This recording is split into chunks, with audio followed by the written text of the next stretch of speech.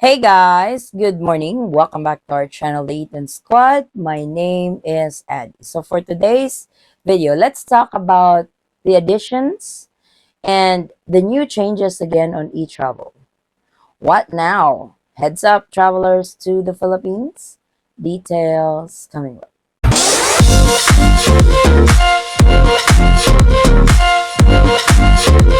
So I have been receiving emails. This was even brought up when I went live the other day about the additional feature or the additional step that you need to do with eTravel.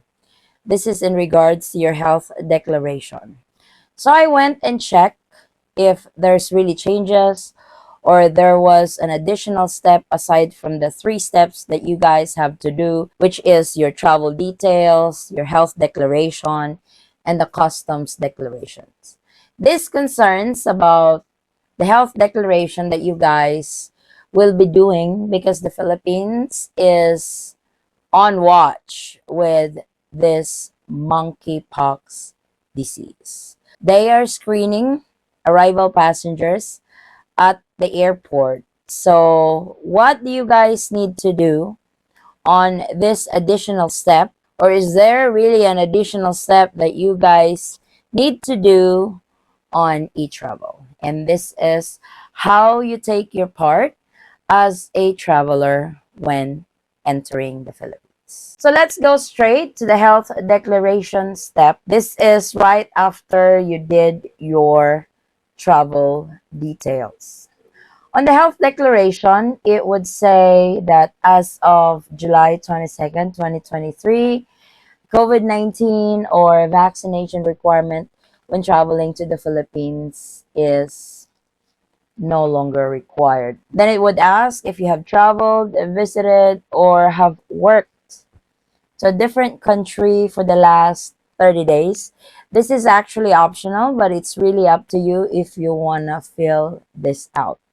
If you guys look at this step, there's really no changes at all, or there's really no note that, hey, you have to fill this out because we are on watch and we are really keeping an eye on this new disease that's going on right now, the monkeypox. None of that. But what they ask is you answer this step honestly, especially if you have gotten sick before you travel to the Philippines. So they have questions for you that have you had any history of exposure to a person who is sick or known to have communicable or infectious diseases in the past 30 days prior to your travel. So you can answer yes or no to that. If you answer yes to that question, there's no drop down menu whatsoever that you need to input additional information. But when you go to the next question, have you been sick in the past 30 days? And you click yes, now the symptoms shows up. So check on the box on whatever symptoms you guys experience. The rashes and all, which is what they look for with this monkeypox disease, colds, cough, the very basic. They are also looking at that as well. So, what the health department in the Philippines, when you arrive or when you guys are filling out your e-travel, to honestly fill this out if you were actually sick for the last 30 days before your travel to the Philippines, or have you been exposed to a sick person before you traveled to the Philippines? Because that's the only way that they can determine. But that's all really the fuss of the addition or slight changes that they did on eTravel. So it's really up to you guys. How are you going to answer that step? Like I said, from the Bureau of Quarantine Department, they ask for your honest registration with eTravel that if you were sick, you were exposed, if you are having the symptoms as what I've shown you guys, then answer them honestly. So I hope this update will address this concern because some are freaking out that, oh my God, the Philippines is doing this again. It's kind of like pandemic 2.0. We're not to that level yet. Hopefully, we'll never be.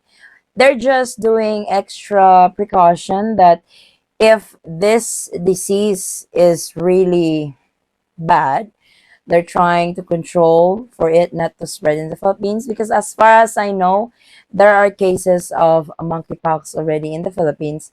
This is why they are checking passengers arriving into the Philippines from abroad. If you guys watch the international news, it's not only the Philippines that's been doing this, other countries are doing this as well. So you might hear about only in the Philippines. Why are they doing this? No, it's not. Other countries are checking as well. Maybe the Philippines is doing it a little exaggerated when it comes to checking this type of health declaration. But like I said, answer your health declaration step honestly. If you guys are really sick and stuff, check yes. But if you are not sick at all and not having any symptoms that they have listed in there, you can check no, then you can proceed to the customs declaration process. So that's the latest on e-travel. Thank you guys so much for watching. If you have any questions, concerns, or inquiries with regards to this video or in any of our travel related videos, please comment it down below and I will try to get back to you guys as soon as I can. Again, guys, thank you so much for the continued support and trust to our channel and to our family. I hope to see you on our next travel update. Stay safe, stay healthy, and God bless everyone.